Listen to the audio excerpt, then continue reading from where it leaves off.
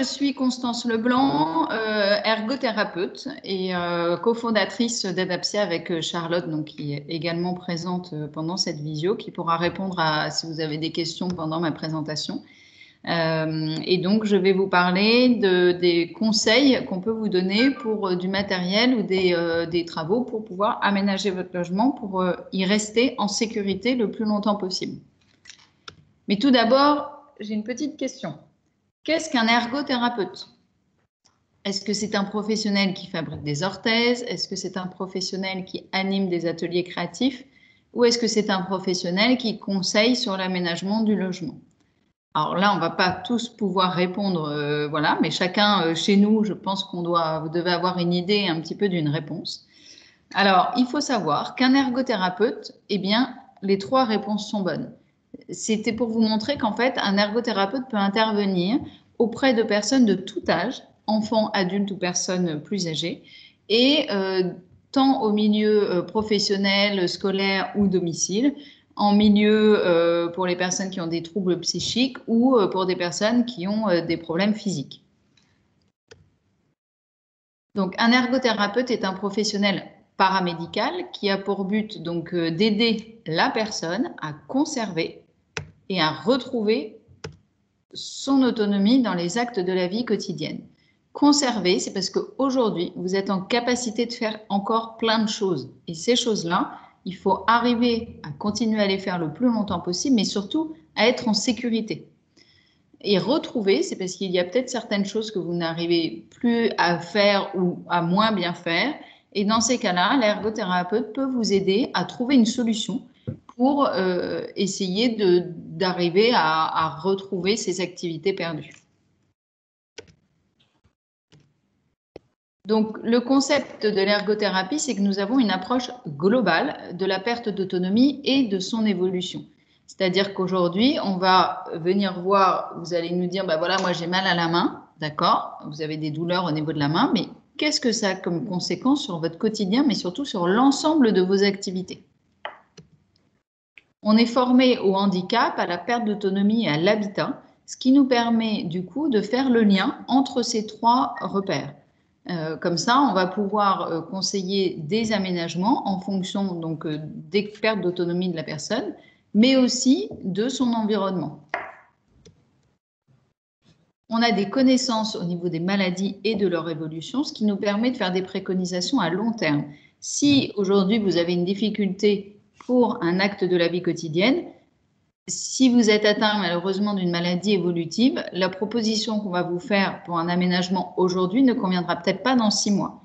Donc, l'avantage de l'ergothérapeute, c'est qu'en fait, il connaît les maladies et leur évolution et du coup, il peut tout de suite vous proposer quelque chose qui sera encore adapté dans 6 mois. Il n'y aura pas besoin de refaire de nouveau des aménagements.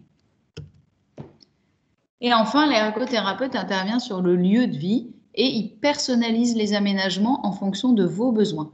C'est-à-dire que même si vous avez exactement le même appartement que votre voisine, les aménagements ne vont pas forcément être les mêmes. Parce que peut-être que vous avez mal à l'épaule droite, alors qu'elle, elle a mal à la jambe gauche. Et donc, du coup, en fonction des douleurs que vous allez avoir et donc des conséquences que ça va avoir sur vos actes de la vie quotidienne, les aménagements, je crois que vous m'avez perdu, les aménagements ne vont pas être les mêmes. Alors, est-ce que vous êtes toujours là? Parce que moi, j'ai eu un bug sur mon ordinateur. Oui, oui, on est là, ouais. Et est-ce que vous voyez encore les... Non, on voit toi. Ah, oui, voilà. Alors, Constance, attendez, on je te vais voit, refaire mais un partage. effectivement, on ne voit pas ta présentation. Là, est-ce que ça revient? Ça plutôt pas mal. Oui, c'est bon. Oui, c'est bon. Bon. Ok. Super. Alors, eh ben pour réveiller un petit peu tout le monde de cette présentation, je vais vous faire une petite mise en situation. Donc, vous allez tous vous lever, vous mettre à côté de votre siège et vous allez essayer de tenir pendant 10 secondes avec un pied levé. Si vous sentez que c'est difficile, à ce moment-là, n'hésitez pas à prendre appui à la chaise ou à quelque chose à côté de vous. Surtout, ne tombez pas parce que là, je serais bien embêtée. Donc, on va attendre 2 secondes que tout le monde... Alors, moi, je ne vois pas du tout les images, hein, donc je ne peux pas vous dire si... On va attendre quelques secondes. Vous allez tous essayer. Comme on est combien, Gwendoline, la présentation? 12. Il y a 12 personnes. D'accord. Donc, vous me dites un petit peu si vous, une fois que vous avez terminé, comme ça, je pourrais savoir.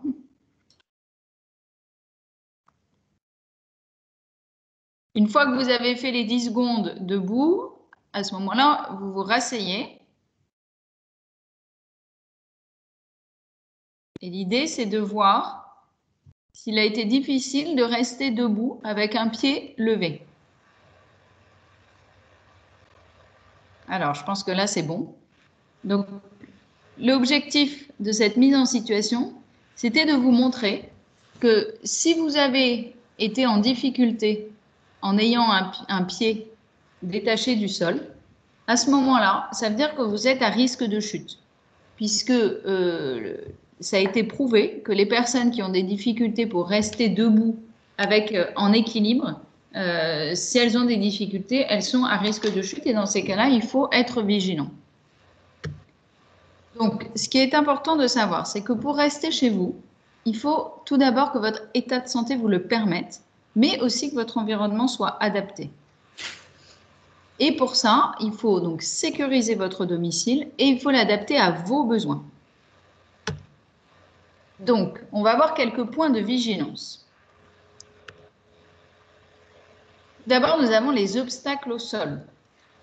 Il faut faire très attention avec les fils qui peuvent traîner au sol. Quand vous avez un fil qui doit traverser une pièce, il faut essayer de le mettre le plus près possible d'un mur pour éviter de vous prendre les pieds dans le fil. Il faut également faire attention aux tapis. Alors, c'est vrai qu'on dit souvent les tapis c'est égal à une chute. Pas systématiquement, mais c'est vrai qu'il faut faire très attention parce que sur un tapis, vous pouvez glisser et vous pouvez vous prendre les pieds dans le tapis. Il faut faire également attention si vous avez un animal de compagnie, aux petits jouets qui peuvent traîner ou même à l'animal qui peut venir dans vos jambes et vous entraîner une perte d'équilibre. Les logements qui sont encombrés, il faut que les espaces de circulation soient vraiment bien dégagés pour que vous puissiez circuler sans vous prendre les pieds dans un objet. Au niveau de vos déplacements. Donc, il faut faire attention et sécuriser les endroits qui peuvent être glissants.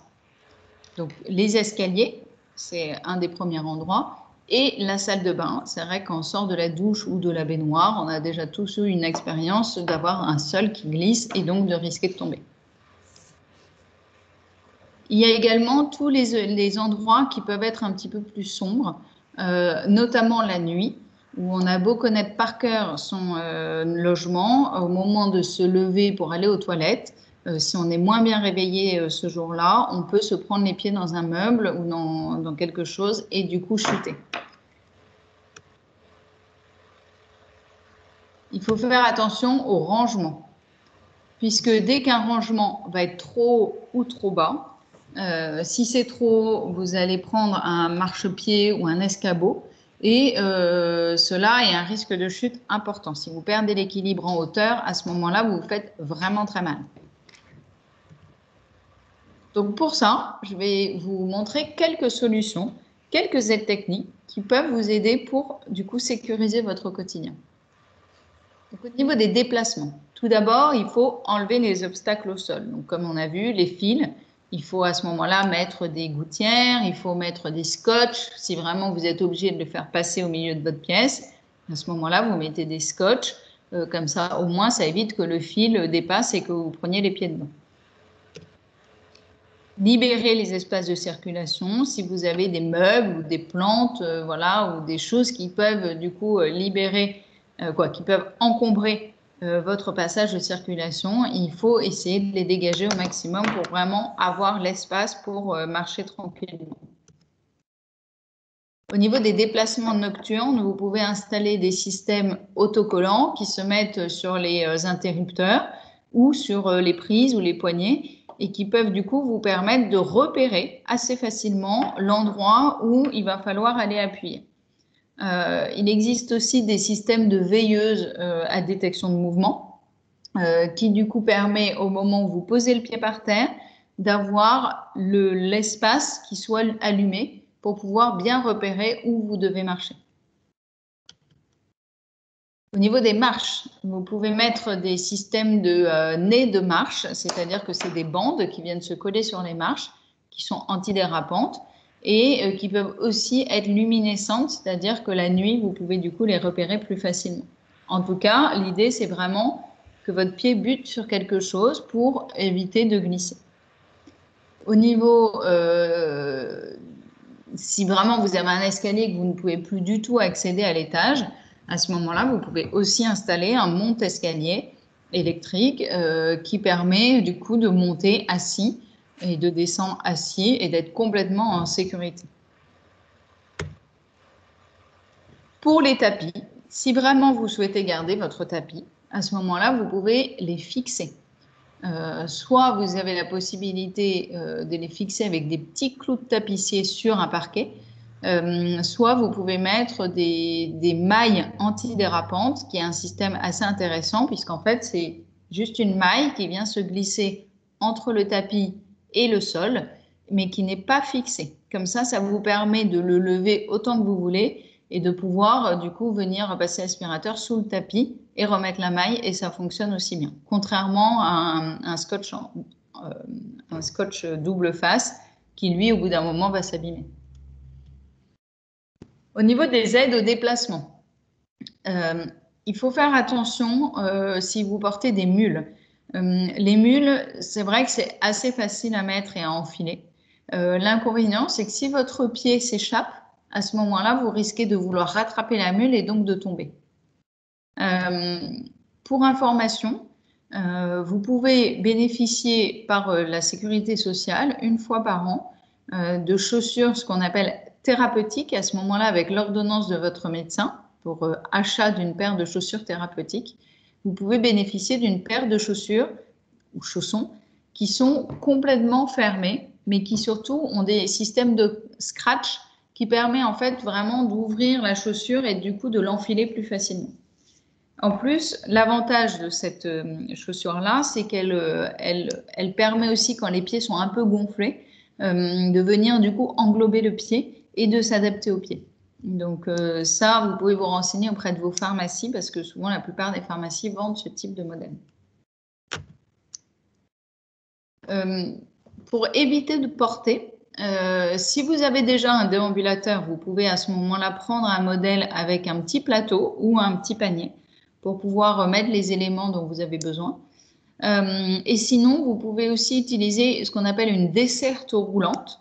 Donc, c'est le principe en fait de la table roulante, sauf que l'avantage de ce modèle-là, c'est qu'elle est réglable en hauteur, qu'elle est très peu large puisqu'elle fait que 50 cm de large, donc elle se faufile très facilement d'une pièce à une autre. Et elle se manipule parfaitement bien, ce qui vous permet de transporter vos repas, notamment si vous avez le plaisir d'aller manger devant la télé, quand vous devez transporter vos éléments de votre cuisine à votre séjour. À ce moment-là, si vous utilisez un plateau ou si vous portez juste votre assiette, le risque c'est de tomber à ce moment-là et donc de perdre l'équilibre et de ne pas pouvoir vous retenir. Donc l'avantage de la desserte roulante, c'est que ça vous sécurise pendant les déplacements. Alors, être bien équipé pour se déplacer, donc les cannes, ça c'est quelque chose on connaît depuis des années, sauf qu'on n'a pas toujours envie d'avoir une canne parce qu'on peut trouver que c'est un peu stigmatisant. Aujourd'hui, sachez qu'ils font des cannes qui sont quand même beaucoup plus sympas et esthétiques. Vous avez des cannes à fleurs, des cannes à carreaux, vous avez plein de cannes différentes. Vous pouvez aussi avoir un système de pied qui vient stabiliser la canne pour éviter qu'elle tombe tout le temps au sol. Donc ça, c'est assez intéressant aussi. Et puis, si vous n'avez pas systématiquement besoin d'une canne, ce que vous pouvez faire, c'est que vous prenez une canne pliante et vous la mettez dans votre sac.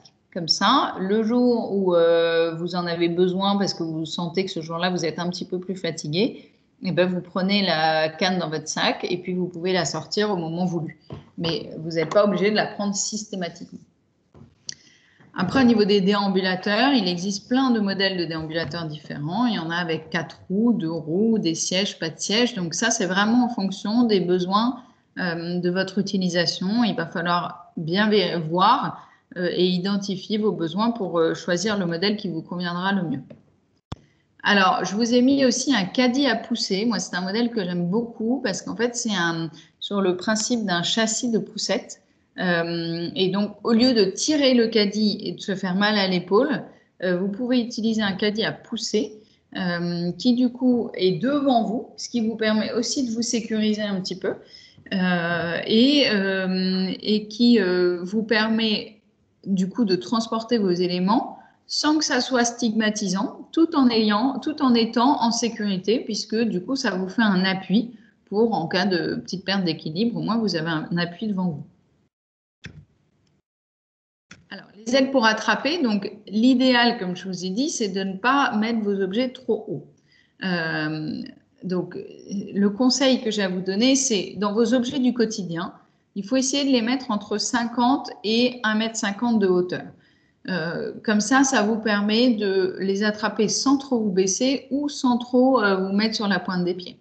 Après, pour les autres objets, il ne faut pas non plus être complètement borné. Si vous avez des objets qui sont en hauteur, mais que vous n'utilisez pas quotidiennement, vous pouvez utiliser soit des marchepieds, soit des escabeaux.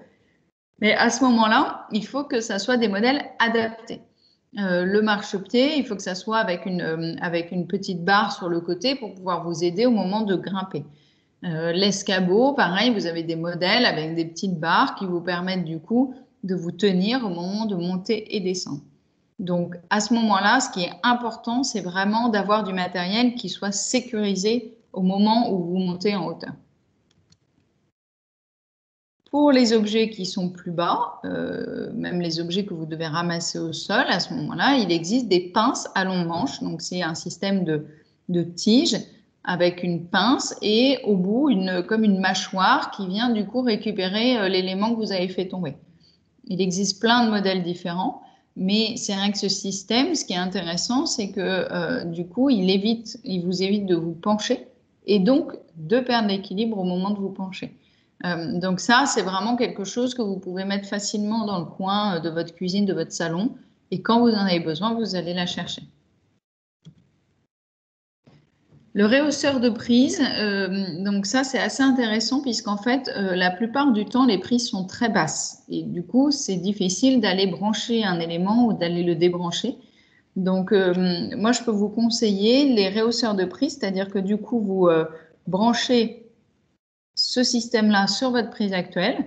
Après, vous avez un système de tige qui va monter à 90 cm et qui, du coup, va vous permettre d'avoir la prise à 1 mètre de hauteur à peu près. Ce qui vous permet d'y accéder beaucoup plus facilement et de ne pas vous faire mal au dos ou autre au moment de brancher ou de débrancher. Après, le système, il s'installe sur le mur, soit avec un scotch double face si c'est une prise que vous manipulez que de temps en temps. En revanche, si c'est une prise que vous avez l'habitude tous les jours de brancher, débrancher, à ce moment-là, il vaut mieux mettre un petit clou, une petite vis pour bien la maintenir au mur. Les aides au repas. Si vous avez des difficultés au niveau de la préhension, notamment dues à l'arthrose la plupart du temps, à ce moment-là, vous pouvez utiliser des aides pour vous aider à ouvrir les bocaux et les bouteilles. Il existe des systèmes de chapeaux, des systèmes de pinces, il y a plein de modèles différents. Et donc ça va dépendre un petit peu du coup des difficultés que vous avez. Pourquoi est-ce que vous n'y arrivez pas à l'ouvrir? Et aussi, ça va dépendre de l'usage que vous allez en faire. Est-ce que vous allez ouvrir juste des bouteilles d'eau ou est-ce que vous allez aussi ouvrir des bouteilles de jus d'orange qui ont du coup des couvercles plus gros ou des bocaux ou voilà. Donc, en fonction de ça, on pourra vous conseiller sur le modèle qui sera le plus adapté pour vous.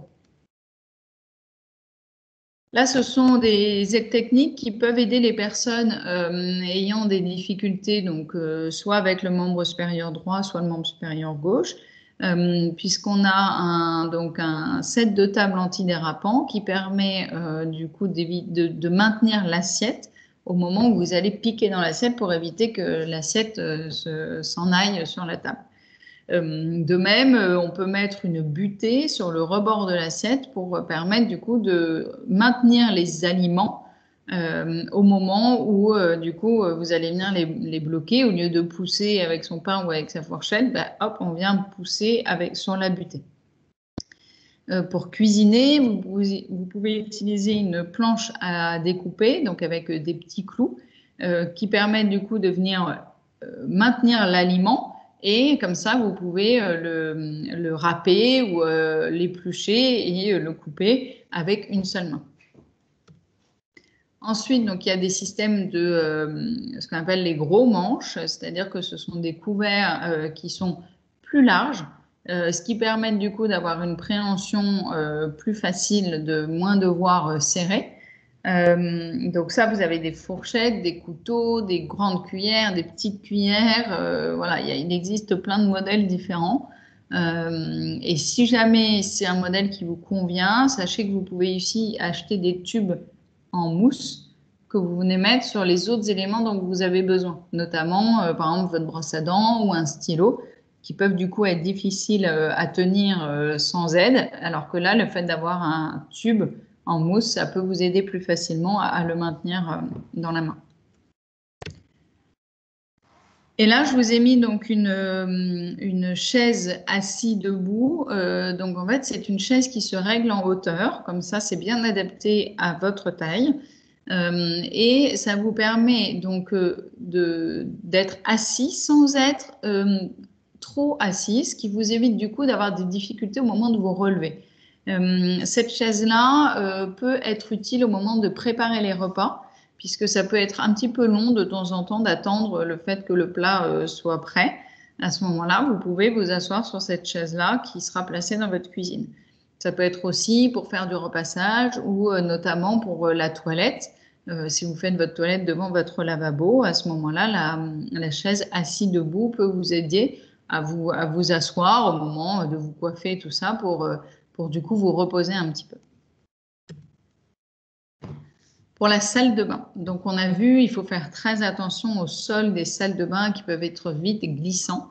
Donc moi, ce que je vous conseille en premier, c'est vraiment d'installer une sortie de bain antidérapante.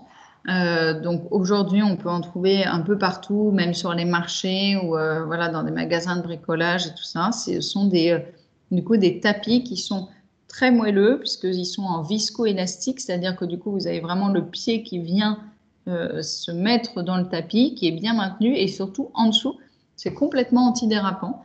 Et donc, c'est bien maintenu au sol. C'est un modèle qui passe à la machine à 30 degrés, donc du coup, qui se lave facilement et qui vraiment est complètement sécurisé pour ressortir de la baignoire ou de la douche. Dans la baignoire ou dans la douche, si le sol est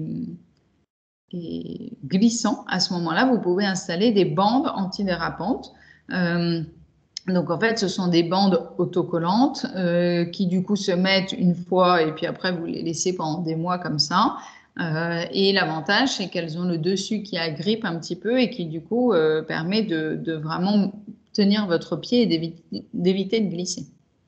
Vous pouvez aussi utiliser un marchepied pour entrer dans la baignoire, mais attention, parce qu'il faut vraiment que le marchepied soit adapté et fait pour ça. Il ne faut pas que vous preniez n'importe quel marchepied. C'est important que votre pied soit totalement sur la surface du marchepied, sinon vous risquez de tomber au moment de monter ou de descendre de la baignoire. Pour enjamber la baignoire, vous pouvez ici utiliser une barre d'appui qu'on met sur le rebord de la baignoire, qui permet du coup d'avoir un appui un peu plus haut et un peu plus sécurisé au moment d'entrer et de sortir. Si c'est difficile d'enjamber la baignoire debout, sachant que c'est là où vous avez le plus de risque de chuter, à ce moment-là, il faut que vous installiez un système pour enjamber la baignoire en position assise. Donc, pour cela, vous avez des planches de bain, donc c'est-à-dire que c'est une planche que l'on met à travers la baignoire. Donc, l'objectif, c'est vous vous asseyez, vous pivotez, et ensuite, si vous souhaitez, vous vous mettez debout pour faire votre toilette. Mais en attendant, le plus important, c'est vraiment de rentrer et de sortir de la baignoire en position assise. Si avec une planche de bain, vous ne vous sentez pas suffisamment en sécurité, dans ces cas-là, vous pouvez utiliser un siège pivotant qui permet de rentrer et de sortir, mais qui a des accoudoirs et un dossier. Et du coup, ça vous sécurise au moment du transfert, puisque là, une fois que vous êtes assis sur la chaise, vous n'avez plus qu'à pivoter et donc vous n'avez aucun risque de tomber. Certaines personnes adorent prendre des bains ou sinon ont besoin aussi au niveau pour pouvoir se détendre et tout ça, ont besoin de prendre des bains. Donc dans ces cas-là, vous pouvez utiliser un siège élévateur de bain. Donc c'est un système qui se met au fond de la baignoire, qui monte avec une petite télécommande électrique complètement sécurisée et donc qui monte au niveau de la baignoire. Donc l'intérêt, c'est que vous pivotez. Vous vous asseyez sur le siège, vous pivotez pour rentrer dans la baignoire et ensuite vous descendez. Là, vous pouvez prendre un bain à peu près à hauteur de la poitrine qui vous permet déjà bien de vous détendre. Et après, pour ressortir, parce que le plus difficile, c'est de ressortir lorsqu'on est assis au fond de la baignoire, pour ressortir, vous remontez avec le siège et là, vous êtes à la hauteur de la baignoire. Donc, de nouveau, vous pouvez pivoter et ressortir plus facilement. Les aides pour la toilette. Lorsqu'on a des douleurs au niveau des épaules et tout ça, à ce moment-là, on peut utiliser des systèmes à long manche. Le fait d'avoir une brosse à long manche, ça peut permettre d'accéder plus facilement en haut de la tête ou dans le dos ou au pied. Voilà, il existe plein de petites aides qui peuvent vous aider pour faire votre toilette. Quand on ne peut pas se pencher pour se laver les pieds, ben, on peut à ce moment-là utiliser une brosse qui vient, la grosse brosse bleue là, qui vient se mettre à ventouse et comme ça qui permet de vous aider à vous laver les pieds sans devoir vous pencher. Pour vous habiller, ça peut être compliqué parfois de mettre ses chaussettes, ses bas ou ses bas de contention. Donc sachez qu'il existe plein de modèles différents d'enfile-bas. Donc en fonction du besoin, encore une fois, de l'usage que vous allez en faire. Si ce sont des bas de contention, il faut prendre un système qui soit vraiment rigide pour éviter qu'il se referme avec la pression du bas de contention. En revanche, si c'est des chaussettes ou des bas, des collants, à ce moment-là, vous pouvez utiliser un système plus souple qui peut vous permettre de vous aider à passer plus facilement le pied dans la chaussette. Pour mettre la chaussure et enlever la chaussure, donc il existe le système de chausse-pied à long manche qui du coup vous aide à vous chausser sans devoir vous pencher, donc ce qui n'est pas négligeable. Et ensuite, si vous voulez avoir des chaussures de ville avec des lacets, pour éviter de devoir faire ces lacets quotidiennement, vous pouvez mettre des lacets élastiques qui permettent du coup de faire une bonne fois pour toutes, vous faites votre lacet et après vous n'avez plus qu'à enfiler, désenfiler la chaussure. Là, je vous ai mis aussi un système d'enfile-bouton puisque ça peut être compliqué, notamment quand on a des problèmes de préhension, d'enfiler les boutons. Voilà, il existe plein de petites choses qui peuvent vous aider au quotidien, si c'est un système à zip, voilà, des systèmes qui peuvent vous aider à vous habiller plus facilement. Alors, pour les toilettes, si vous avez des difficultés pour vous relever des toilettes, vous pouvez éventuellement mettre un rehausseur de toilette. Alors, rehausseur de toilette, en fonction de vos besoins, il faudra que vous trouviez le modèle qui vous correspond. Vous avez des modèles qui sont à 5 cm, d'autres à 9 ou au-dessus. Donc, en fonction de votre cuvette, du coup, il va falloir trouver celui qui vous convient le mieux, mais également en fonction de vous. Puisque ce qui est important quand vous êtes assis aux toilettes, c'est que vous ayez quand même un angle qui soit respecté et donc il faut que vos jambes soient quand même assez hautes par rapport à votre bassin. Sinon, vous allez après avoir des problèmes d'élimination et de constipation. Si du coup, le fait de mettre un rehausseur fait que la cuvette va être trop haute pour vous, à ce moment-là, vous pouvez installer une barre d'appui. Allô? Ah. Bonjour, je suis l'assistante commerciale de magasin Intermarché. Suite à tirage de sort, votre numéro de téléphone a été sélectionné.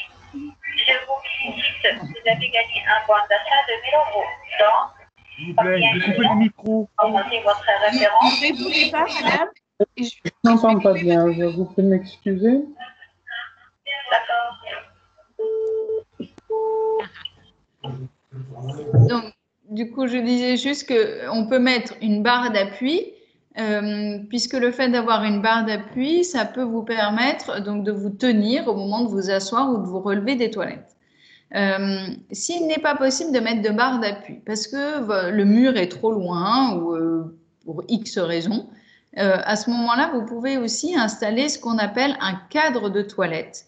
C'est-à-dire que c'est un peu un système en U qui va venir se mettre de chaque côté de la cuvette et qui, du coup, va vous permettre d'avoir comme des accoudoirs. Donc ça, c'est un modèle qui est assez intéressant parce que, pareil, il est réglable en largeur, en hauteur, donc en fonction de vos besoins, on l'adaptera à vous.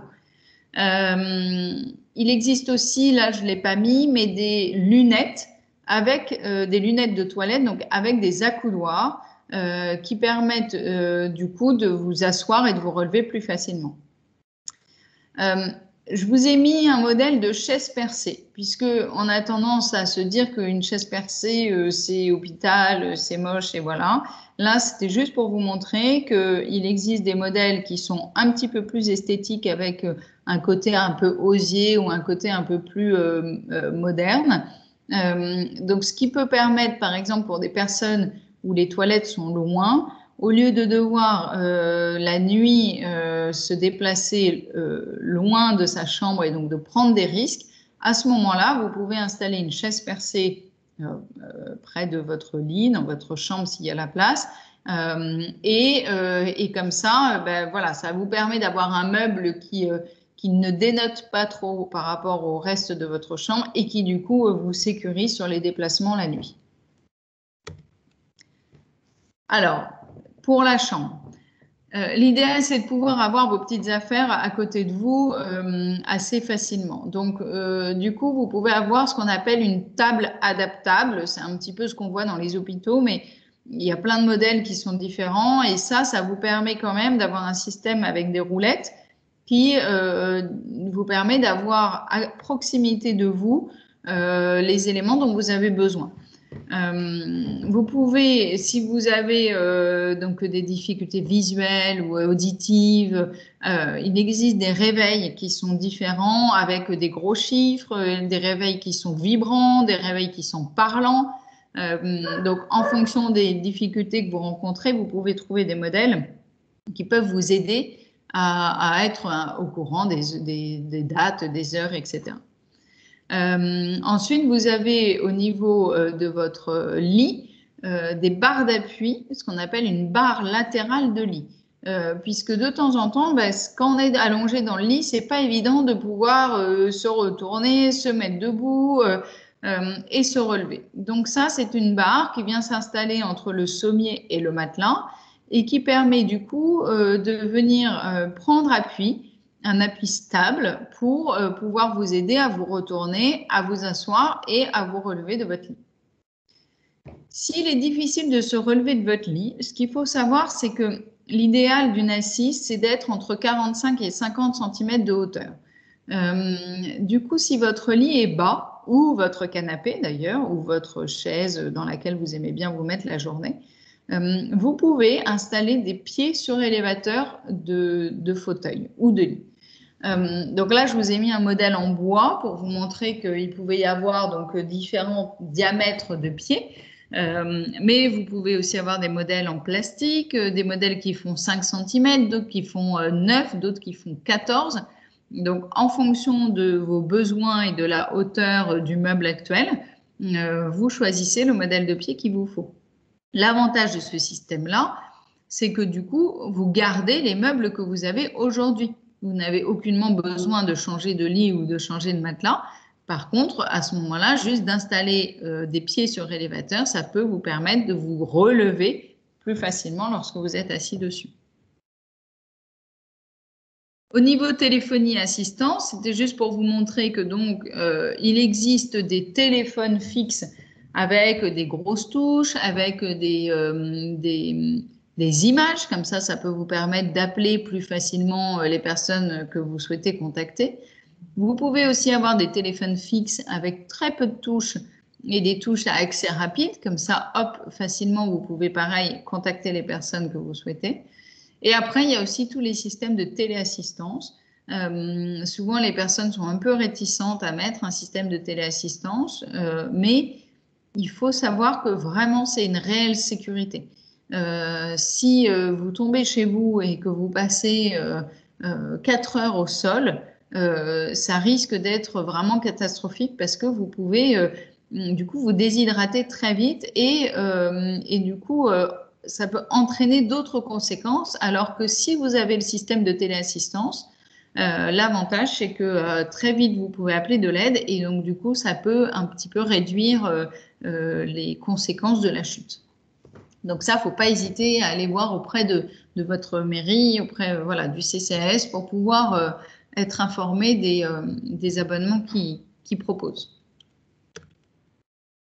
Alors là, c'est quelques solutions d'aménagement rapidement pour vous montrer qu'au niveau de la salle de bain, donc on peut installer des douches, on peut mettre des sièges strapontins, on peut mettre des barres d'appui, voilà, mettre des systèmes qui permettent d'avoir une accessibilité beaucoup plus simple. Au niveau des toilettes, au lieu de mettre un réhausseur, on peut aussi installer des cuvettes surélevées. C'est-à-dire qu'une cuvette standard aujourd'hui, elle fait à peu près 39 cm, alors qu'une cuvette surélevée fait 45 cm. Donc, ça permet de vous relever plus facilement des toilettes. Après, on peut aussi installer donc, les barres d'appui dont je vous ai parlé tout à l'heure. Au niveau de la cuisine, donc il existe des systèmes de meubles qui peuvent se monter, se descendre pour pouvoir y accéder plus facilement, éviter de monter sur des escabeaux. Vous avez aussi des fours avec des portes escamotables qui se glissent en dessous du four et comme ça qui permettent d'accéder plus facilement au plat. Et enfin, des plaques qui sont vitroélastiques au lieu d'utiliser le gaz. Attention, c'est vrai que le gaz, c'est quand même très dangereux. Voilà, si vous avez un problème de gaz, ça peut être très dangereux pour vous et pour tout votre voisinage. Donc, dans l'idéal, il faut vraiment essayer d'installer des plaques vitro-céramiques pour pouvoir sécuriser la cuisson. Donc, je reviendrai sur 2 points importants. L'ergothérapeute n'est pas là pour chambouler tout votre domicile. L'objectif de l'ergothérapeute, c'est de pouvoir vous conseiller des aménagements ou des aides techniques et de vérifier que vous les acceptez. L'objectif, c'est pas de faire quelque chose sans que vous soyez d'accord. Ça sera toujours vous qui resterez le décisionnaire final des aménagements ou des aides techniques qui seront mis en place à votre domicile. Donc, concrètement, qu'est-ce qu'un bilan d'un ergothérapeute? Donc, lorsqu'un ergothérapeute va venir chez vous, il va réaliser un entretien. C'est-à-dire qu'il va vous poser quelques questions sur votre quotidien, vos habitudes, ce que vous aimez faire, votre environnement, etc. Depuis quand est-ce que vous habitez ici? Comment faites-vous pour vous habiller? Est-ce que vous avez besoin d'aide pour vous laver? Est-ce que vous avez des séances de kinésithérapeute? Comment faites-vous vos courses, etc. Ensuite, il va faire une mise en situation. C'est-à-dire que du coup, il va, avec vous, visiter les pièces de votre logement où vous allez au quotidien et vous faire essayer. Par exemple, comment vous faites pour vous relever de votre fauteuil? Comment vous entrez dans votre baignoire? Comment vous enfilez vos chaussettes? Est-ce que vous utilisez tous les jours ces placards? Comment vous faites pour vous relever de ce fauteuil? La nuit, est-ce que vous allez aux toilettes? Si oui, est-ce que vous allumez la lumière, etc. Et ça va permettre de voir ensemble si on identifie des difficultés. Notamment, par exemple, au niveau des toilettes. Moi, il y a plein de personnes qui me disent « Non, non, j'ai aucun problème pour me lever des toilettes. » Et au moment où on va faire la mise en situation, on va se rendre compte que la personne, en fait, elle prend appui à la poignée, elle prend appui au petit lavabo à côté, à la bibliothèque ou autre chose. Alors, très bien, aujourd'hui, vous n'avez pas de difficulté pour vous lever des toilettes. En revanche, ce n'est pas sécurisé comme transfert. Si au moment où vous levez la poignée, elle lâche, eh ben, vous allez vous faire encore plus mal. Donc, il faut faire des propositions. Donc, au fur et à mesure, l'ergothérapeute va vous faire des préconisations. C'est-à-dire que du coup, il va vous dire, voilà, pour éviter de glisser, je vous conseille d'installer un tapis antidérapant dans votre salle de bain. Pour entrer et sortir de votre baignoire, je vous conseille d'installer une planche de bain ou pour vous aider à vous relever des toilettes, il faudrait mettre un réhausseur ou installer une barre d'appui, etc. L'ergothérapeute réalise un rapport où il va reprendre tout ce qui a été dit pendant la visite, tous les éléments qui ont été dits et les préconisations avec du coup les références du matériel qu'on vous conseille. Voilà. Ainsi, ça va vous permettre de, après, si vous souhaitez essayer le matériel ou l'acheter, bah, au moins de savoir un petit peu vers quoi aller et être sûr que ça soit adapté à vos besoins. Donc après, nous, dans le cadre d'Adapsia, donc qui est un réseau national d'ergothérapeutes, donc c'est-à-dire qu'on intervient sur toute la France, on vous propose aussi de vous accompagner après pour, par exemple, mettre en place le matériel ou si vous avez besoin de faire des devis de travaux, on peut vous mettre en lien avec des sociétés de travaux, etc. Voilà, donc là, j'ai fini ma présentation pour aujourd'hui. Donc, si vous avez besoin d'un bilan d'un ergothérapeute, vous pouvez nous contacter, vous avez mes coordonnées qui sont là. Il faut savoir que le bilan d'ergothérapeute n'est pas remboursé par la Sécurité sociale, malheureusement. Donc, à ce moment-là, pour avoir un devis, on peut vous transmettre un devis pour une intervention. Et vous pouvez aussi voir auprès de votre caisse de retraite complémentaire ou de votre ville aussi. Certaines villes prennent en charge l'évaluation d'un ergothérapeute ou même pareil, si vous êtes locataire chez un bailleur public ou privé, voire éventuellement, si le bailleur public peut prendre en charge la prestation d'ergothérapeute. Voilà, et je vous mets également un lien où vous avez en dessous un questionnaire de satisfaction pour pouvoir nous dire du coup comment vous avez apprécié ou pas cette présentation d'aujourd'hui.